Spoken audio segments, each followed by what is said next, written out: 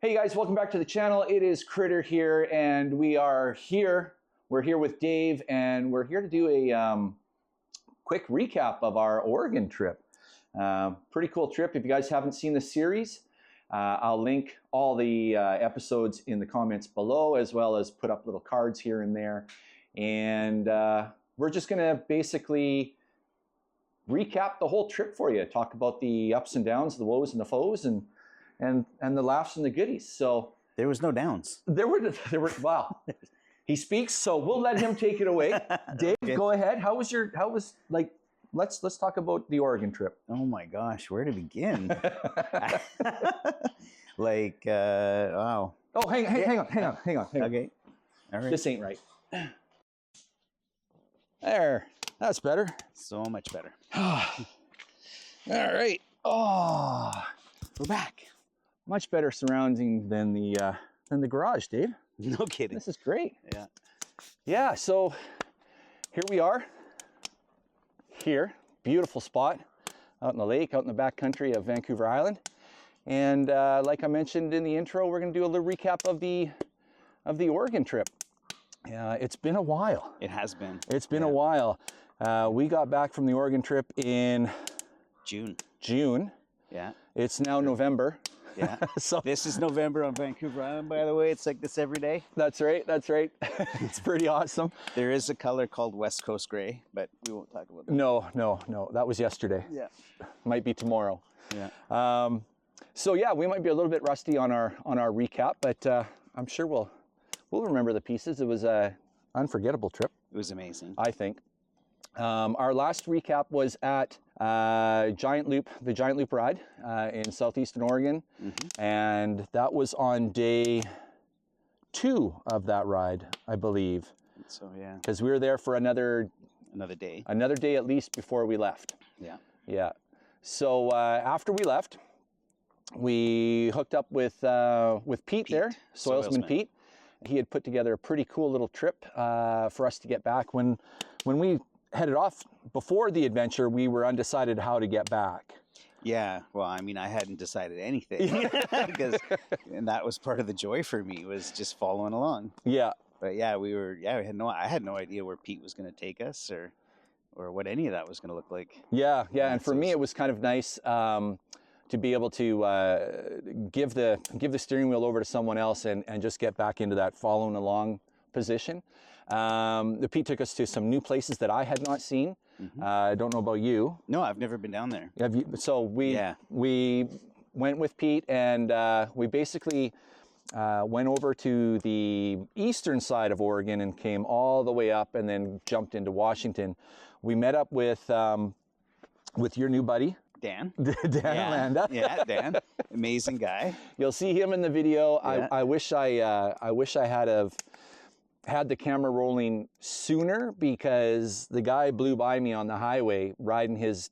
It's a 1250 or a 1300 GS, right? Yeah. I mean, I had that experience. I think it was before was it the morning after we left the valley, or was it that night? I don't remember. It was somewhere. It was. What did they call that valley? Was that Rattlesnake or something? Oh, where we camped? Yeah. Oh man, that was amazing. Yeah, I wish we could have got some footage of the valley itself. Yeah, it's just stunning. I know I took some pictures and stuff. Yeah, it's funny because after Giant Loop and I went into follow mode, I stopped filming. I was just there enjoying the ride, right? Yeah, I can understand. And that. Yeah, it was a good time. But yeah, so. We met up with Dan. Dan showed us some sights. Dan likes to pull his wheelies on the 1250. Yeah, that guy can ride. Oh yeah, that guy can ride. I mean, we started on those gravel roads, and I don't know how fast he was going, but those roads always freaked me out right from the get go. Yeah, because you just feel like you're skating the whole time. But and then coming down the canyon on that carvy pavement, what a beautiful road. But Dan was gone. Yeah. Well, he must have been doing like Mach 3. But when you talk about the wheelies, I mean, I can remember clearly just driving along on the straightaway, minding my own business. We weren't in the valley at that point. We were high up somewhere, and all of a sudden, this front tire just pulls up beside me. Right? And I literally could have reached out and there's Dan just smiling at me, and then just takes off. And it's just like, Pete, who was following me, said I didn't even wiggle. No, he just said, No. you just looked over and just started laughing. And then I think he pulled up and passed you on the same wheelie. Yeah, Yeah. probably. Yeah, it was pretty funny. Yeah, that was a good time. And since then, he has teased me relentlessly about not being able to wheelie. And yet, on the Thanksgiver, I managed 2 or 3 wheelies on the TW. Oh, did you? Yeah. I didn't catch it on film. Well, nobody I did. guess it didn't happen. Yeah. It was just because I hit a bump.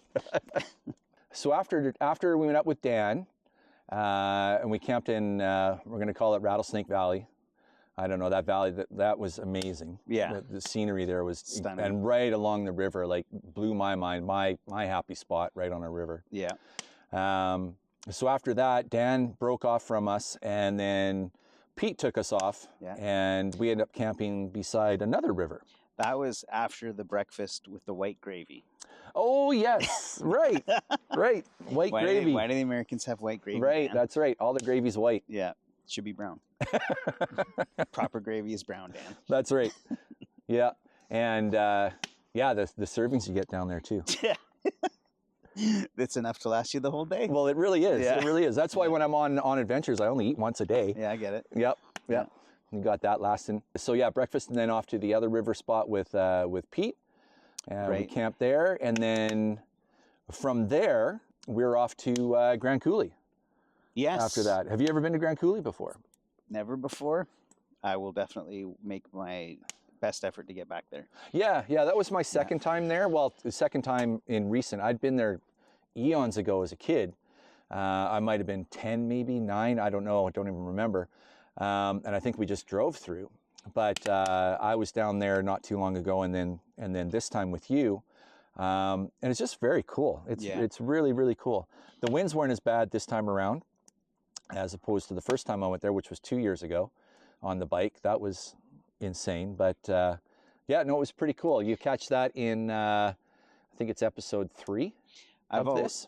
I've always dreamed about going to Monument Valley down in the States, and when we came out of Grand Coulee and through Electric City, which I think is the coolest name ever, and into that area going out towards Steamboat Rock, it was like that dream for me was coming true.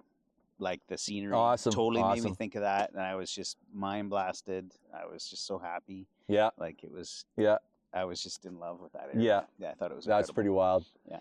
Yeah, and then after our night at Grand Coulee, we were on our way back home.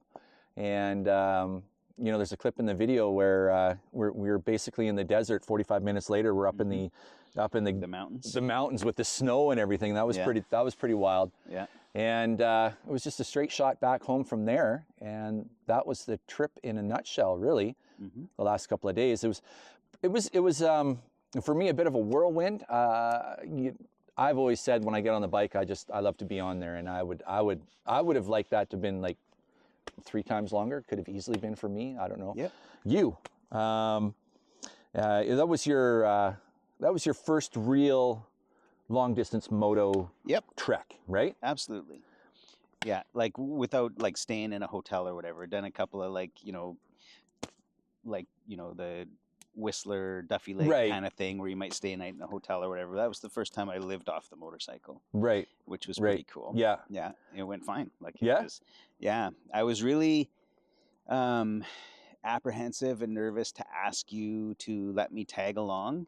And I know I've said it to you personally, but I really appreciate you inviting me and like helping me get ready and make sure I had, like all the bits and pieces that were required to make it successful. And then guiding, like I literally, like coming off the ferry in Port Angeles, I had no idea what way we were going.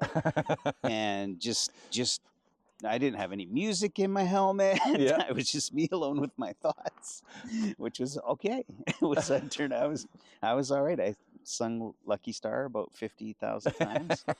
But yeah, it was just such a cool treat. And I really just, thank you for letting me tag along. Yeah, and I made sure that we stopped lots and took lots of photos. No, you didn't. You lied to me about that part. I did. He was asking what the pace was before we started. And I says, don't worry, we'll do it leisurely. We'll stop for a lot of photos, and we'll take all these opportunities. And I apologize, we didn't. Yeah. I got on the bike, and I was just enjoying the Ibex so much that I was just Boom. It was funny because, yeah, you're right. We were having lunch at my office, and I said, I don't really fancy doing 10, 11, 12-hour days. And first day we rode for 11 hours, I Right. think. But it was okay. It was fine because it was like, it was my first big trip on this, and I'm blown away by how comfortable this is. I Right. had a problem with my hands, but it has nothing to do with the bike. Mm-hmm. I learned that the backpack was a bad idea. Yeah. Yeah, Yeah. like a physiotherapist was like, "Oh, that's a terrible idea," and I put bigger grips on it, and that was a bad idea. So I had two things working against Yeah. me that were fighting against me. But other than that, like the comfort level on the bike blew me away. I could have rode, if it wasn't for my hands, I could have rode 2, 3, 4 weeks like that. No problem. Right. Right. Yeah. But so they, like just getting to see all the scenery, the Olympic Peninsula, the beaches and all that stuff, the time flew. Mm-hmm. Yeah. The time absolutely flew. So being the first Motocamp trip then, learn anything? Any mistakes? Well, you just mentioned it there, the backpack and everything. And yeah, good bags for packing your stuff. And like the backpack was a bad idea for me because of pressure in here somehow that affected my hands. I can't remember what it's called now. Where your hands go numb. Yeah, there's a nerve that goes down. The carpal tunnel? No, it wasn't that. It was thoracic outlet syndrome. Oh, okay. Which starts up here, apparently. Somewhere. Yeah. Goes through your shoulder. That's been around for ages, since the dinosaurs, eh? Yeah. Thoracic? That's the Jurassic outlet syndrome you're thinking of. But, yeah. So what did I learn? Yeah, I learned that. And just learned about like bringing enough for the day, like not worrying about, I thought a lot about how to pack all the food and water you need and stuff like that. And on a trip like this, because you get to stop at grocery stores and whatnot, you don't really need to bring it's good to have a little bit of backup in case of emergencies or whatever, and something to snack along the way. But you can, the idea of setting up camp and then whipping off to the grocery store and grabbing something, that's very convenient. Yes. Yeah. Yeah. Yeah. You don't need to bring 3 weeks worth of food. Thankfully. It's just an idea to just have a backup supply of something, because like you say, we're stopping for gas every day anyways. Yeah. And you can always grab something at a gas station, worst case scenario, or you stop at the supermarket like we did, and you get to cook up some nice meals rather than having boil in the bags. And well, some people. I do like that thing that we had going. Yeah. My meals weren't like totally basic. No, he did well. He did well. But it was a funny little thing we had. It was. What are you cooking, Dave? Nothing that complicated. We'll have to revisit that if we go on a trip again. Yeah. So, first Motocamp trip, long distance Motocamp trip in the books for you. Mm-hmm. Are you hooked? Absolutely. Yeah. Would do it again. Looking at other areas, watching where other people are going and stuff like that. Just to see what I want to do next. Right? Yeah. And knowing what's possible and. Yeah, it's like with a lot of things, the before you do something the first time, it seems a lot bigger and harder than what it actually is. And then once you do it, you realize, okay, I can do that. Yeah. That's not it. Yeah. Did you find yourself near the end of the trip just getting into that, falling into the routine, the flow, and it just became natural? Yeah. Although like unpacking and packing every day for a camp isn't as enjoyable as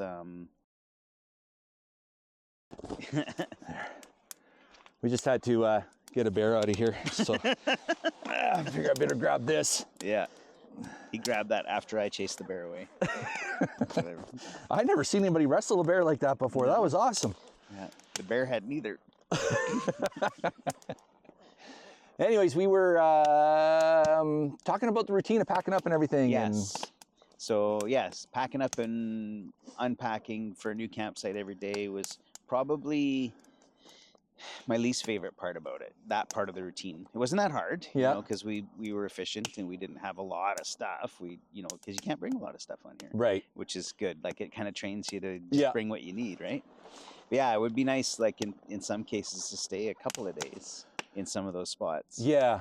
Like you could have meditated down by that river for sure. Oh yeah, easy. Just watch that water go by. Yeah. It's hard for me to sit still, but there are certain spots you find yourself when you're moto camping that you're like, yeah, I could stay here for a day or two, easy.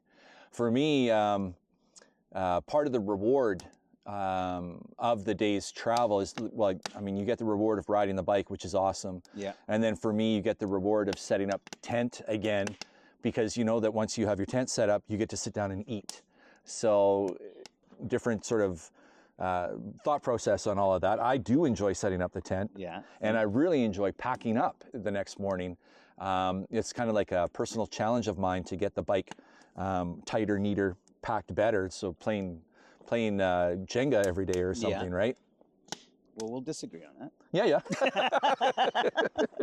And also phase 2, after you get your tent unpacked, is cracking a beer. That's right. That's right. Step 2. Yeah, now it's time for a step 2. Step 2. That's always nice. Shout out to sound Steve. in the world. Yeah. People were wondering, they've been asking me, how did, you kind of alluded to it already, and how did Dave find the T7 as an adventure tourer? Crazy. Good. Yeah, it was more that it was, I didn't realize how nice it would be out there. Yeah. It's of course, changing the tires to the aggressive tires was a little weird. Like riding, like I've obviously done a lot of street bike riding and highway riding, and just having like knobbies at, going through corners at, I don't know, whatever speed I was chasing you down at, which you were much faster than I was. Felt a little weird, but the bike itself was just perfect. Like the fuel economy's better than I expected. You get more mileage out of, like lots of mileage out of a tank of gas. For those that don't know, Dave comes from basically a sport bike world. He's had lots of sport bikes, so he knows how to ride fast on the street, and he knows how to corner and everything. So he has a pretty good gauge to compare. Yeah, like I would love to put street bike tires on this bike. Yeah. This would be an amazing hooligan bike.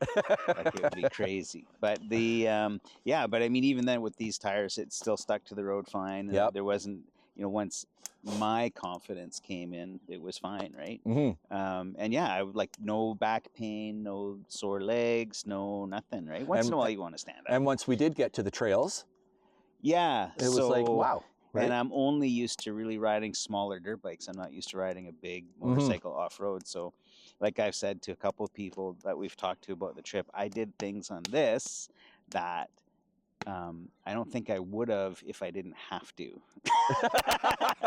Like referencing our pandemonium loop.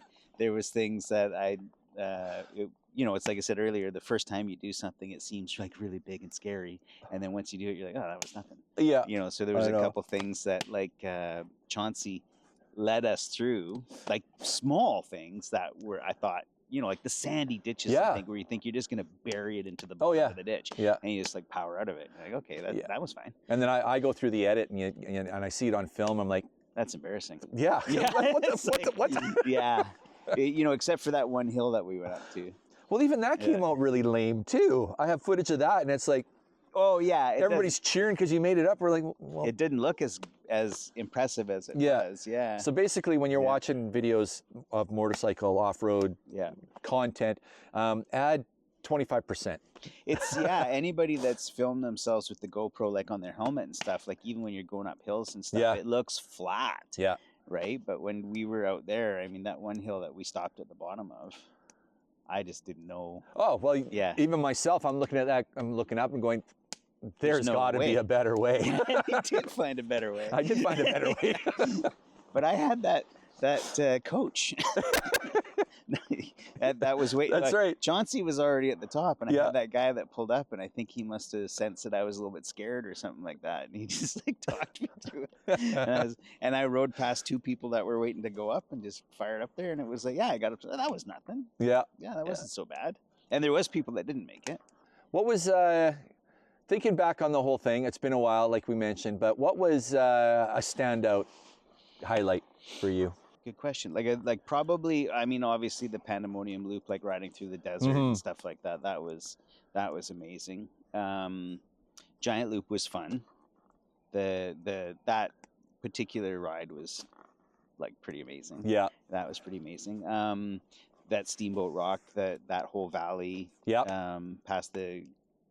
Yeah, there's just so many highlights. It's hard to really say anything in particular, but definitely like the ride down at Giant Loop, which was challenging. like I said, like we did that little section on the beach, and Mm. we were both kind of a little bit uncomfortable with that. But I think if we would have done that on the way back, we would have just Oh, we would have nailed motored it. down. Oh, the, yeah. after Yeah. because like there's lots of sand out That's right. there in the desert, and you just go, Yeah. do it right. Yeah. Giant Loop Yeah. forces you to like the sand. Yeah. So I would say that's probably. I mean, that's the whole reason. One of the reasons for going Right. was for that. So that was pretty impressive. Yeah. Yeah. Oh, and of course, the Rattlesnake Valley. I Yeah. mean, that's a memory. That was For that was pretty awesome. I Yeah. think for me, like you said, like there was just so many great days, and I was Yeah. gonna say good, but then I changed it to great because they were great days. Like Yeah. pretty much every day was great. For me, definitely a standout was that valley. Just the terrain, the topography, the air, the river. The smell. Yeah, everything. Like it just checked all the boxes for me right there. I could have just pulled off the road and gone up the hill a little bit and just camped right there, or down to the river and just camped right there. I Well, could have stayed right there. I did go for a walk that night. I'd climbed that mountain. That's right. In the desert. There's nothing out here that can hurt. Yeah. It's not. I don't know if I'd do that out here. at No. night. But for some reason, I felt comfortable there. Yeah. Yeah. No, that was a beautiful place. Yeah. Yeah. I'm trying to. It's hard when you have a trip like and maybe in hindsight it's a bad thing that the trip was so good for you, because maybe you do a next trip and it just sucks balls, right? Well, my next trip was Gliffy. Oh. Okay. Well, that one didn't let's suck. not go there. No. Yeah, no, that was fun too. No, but yeah, no, it was just it was a great trip all the way around. For me, I've mentioned before in other videos, it's usually around the third day I get over the guilt of being away from home, and the routine kind of sets in. It starts becoming to feel familiar. Definitely by the fourth, fifth, I'm in my element. I'm there. Yeah. And I spent 21 days on the bike one year, and yeah, for That would me, just fly I could live off the bike easily. Yeah, that would fly by. Yeah. You're getting to do that kind of thing. You're what? Is that your Siri? Yeah, my phone's talking to me. Yeah, 21 days. I could see it. Yeah. Right? Yeah, because our Yeah. trip was 10. 11, I think. Was it 11? I think so. Yeah. Yeah, and I could have gone I was thinking we should have gone up into the interior of BC or whatever, Yeah. and like hit up the Duffy Lake Road and maybe find some camping spots around. Yeah, that could have been fun. Yeah. That would have been, we'll just have to do that. We'll Sure. just have to do some more. Yeah. So that comes to the next question that was brought up to me. Basically, have we ever traveled together before? No. And how did it go? Traveling with complete strangers, if you will. Okay. So You want to go first? I'll just preface that with Dave and I have actually known each other a while, but outside of motorcycles. Yeah. Our professional careers Yeah. kind of intermingle a little bit, and we've never really actually Hung out. sat down, had a coffee or whatever Yeah. until motorcycles came in. Yeah, it's more like we knew of each other. Yeah. We were friendly with each other and cordial and all that kind of Yeah, stuff. Right? acquaintances, if you will. Yeah. Yeah. Yeah. And following them on YouTube, right? Like how many followers do you got now? 47 and change. 47,000, On my way yeah. to 50. Yeah. So, Like, comment, subscribe. probably I knew more of Chris from YouTube and business versus being friends with Chris. So that's why I say I was really hesitant to I asked you if you would take me along, and you immediately said, yes, that would be amazing. And I was And you're like, that was too easy. This Yeah. guy's going to take me out there and murder me. no, it's more like, because some, no is an answer too, right? Yeah. Some people are just like, they're givers or whatever, and you are. And so I know I asked you a couple of times, like, are you sure? Like, if you want this time to just be out there on the road and in your space or whatever, that's totally cool with me. No is an answer, but you absolutely insisted that you're fine with me coming along. And I can tell you firsthand that what you know of Chris from YouTube is a fraction of the amazing person that he is.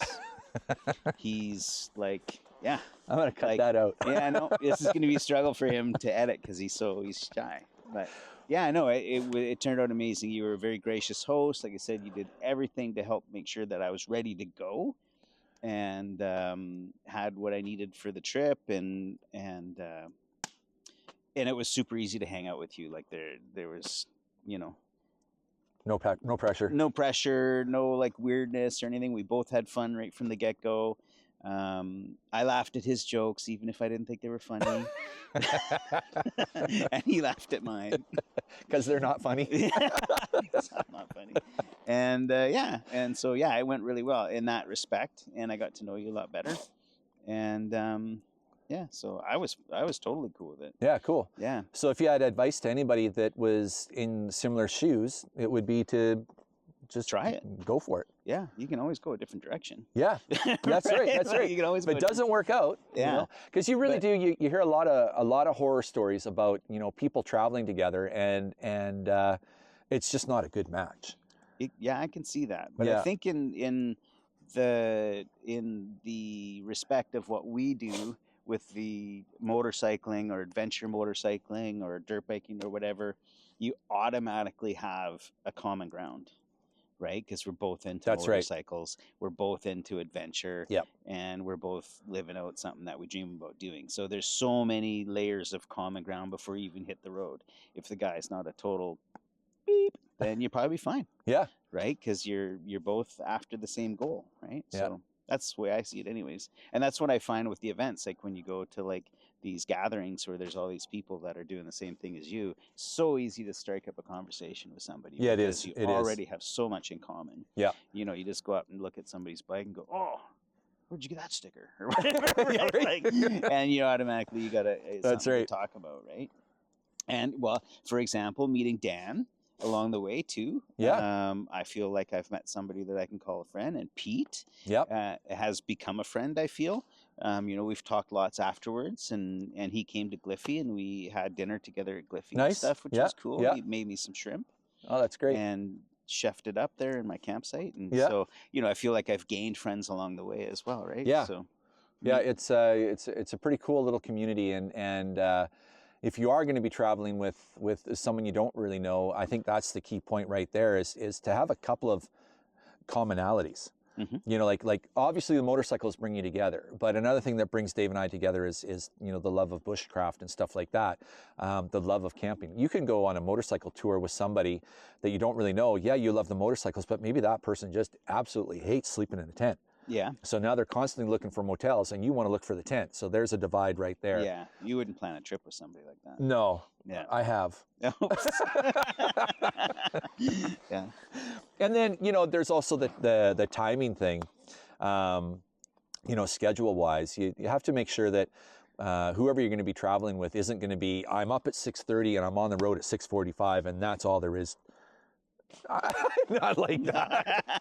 No. Or the other side of the coin, I'm going to get up around 8 and I'll start packing up. Maybe we'll roll out at 1 in the afternoon. Oh, we have 300 miles to do. Well, that's okay. Then we'll just do 20 or whatever, right? I could see that if you were like constantly being pressured to go earlier than you want to or later than you want to, or like you're just waiting for the other guy to get his ass in gear, and right. Like, it wasn't. I've just seen and heard so many horror stories of people traveling together that I don't know if it's an anomaly or whatever, but we really hit it off really well. Like, okay, whatever. Like we both got back and said, okay, when are we leaving again? Right. Yeah. Let's go again. Yeah, that was too easy. We had someone else ask that, do we have plans to travel again? And I would say, yes, there are no definite destinations. Yeah, for sure. He's a snuggler. I would go again. He's just like one big little body pillow. Yeah, I know. I absolutely would. Yeah, travel with you again, and I would. Yeah, I wouldn't hesitate. No. Totally. Cool. I guess that's really about it. I went through my list of questions that I had asked people to submit. We hit all the topics. We talked about bikes, talked about the camp trip, highs and lows. There were no lows. Yeah, like I said, just the pain in my hands. Yeah. That was a struggle. Oh, yeah, the pain. Yeah, and I didn't realize his hands were so bad. Kind of goes towards the travel companionship as well. I didn't realize his hands were so bad. And once I understood, I was like, okay, great. Then he too, like he was asking me, okay, so how long is this stretch? It always helped him to know how long we'd be riding for, because he could mentally gauge his wrist that way. And I had started clocking as well on my thing, and sort of watching out for him at the same time. And you know, some people might get annoyed by that, but I took it as it was great. Stop every you take 5 minutes, whatever, so, 5 minutes, your legs stretch, you take a snap a photo. That's when we got some photos in. Yeah. But yeah, no, that was cool. So once we got, I'm glad that he came forward and told me about his wrist really bugging him, and I'm glad that you know, we're both able to just travel through it and work through it. Yeah, it worked out really well. I think it started with, because I didn't have any idea of where we were going, how or how far we were going, or how long it would be. Right. It started out with asking you if you could just tell me how many more miles to the next stop. Yeah. Because in your head, when you're dealing with some pain or something like that, you know, I think anybody can deal with anything for a limited amount of time. Right. But when you don't know how long it's going to go on for, that's when it really starts to get at you. Yeah, right? it starts getting worse and worse and worse. Yeah. So knowing Chris would tell me like, oh, we're going to be 75 miles, or we'll be 50 miles, and then we're going to pull over at this place. Or I'm like, okay. So I'd set my speedometer has a countdown on it. I would put in 50 miles. Yep. And then it would actually make it so much easier on me. Yeah. Right? It really took that kind of like, because you get to the point like, oh,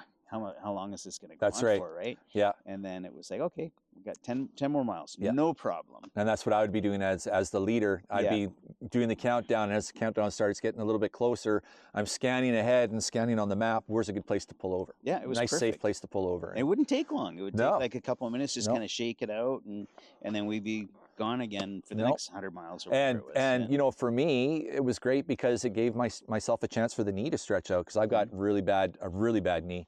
And I usually just ride through the pain, but I mean, I ended up appreciating it too. Get up and that feels good. Yeah.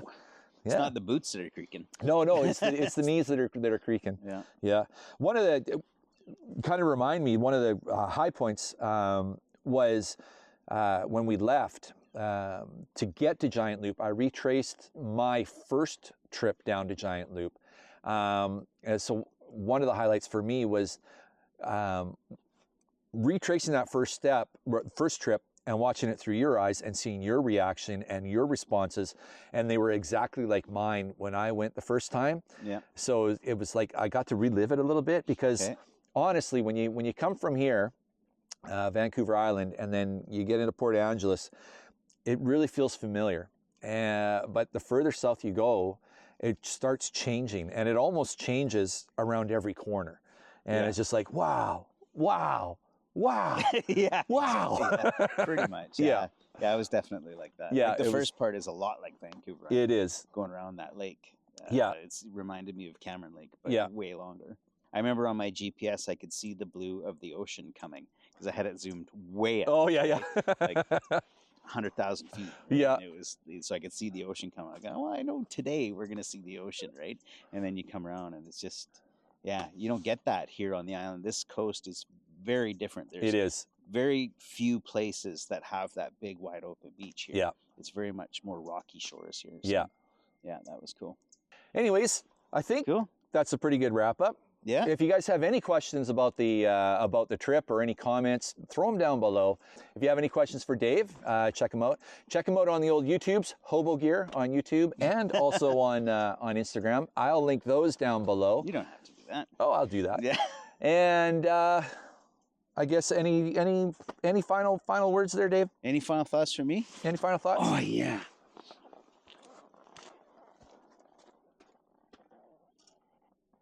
He's gonna struggle with this part. What are you He's doing? probably gonna want to edit out. But as I alluded to earlier, I learned a lot about this guy on the trip. And what you see on YouTube is just a tiny, tiny little portion of what he does out here in the community. And he's got a lot of followers now, but I think he could definitely benefit from more. Like and subscribe, follow all his socials, and support the work that he does outside of the adventures with Heads Up Guys and the Get Lost Found Yourself Foundation. Okay? Do it. Thanks, Dave. All right. I'm going to take camera. Get out there and ride. Bye.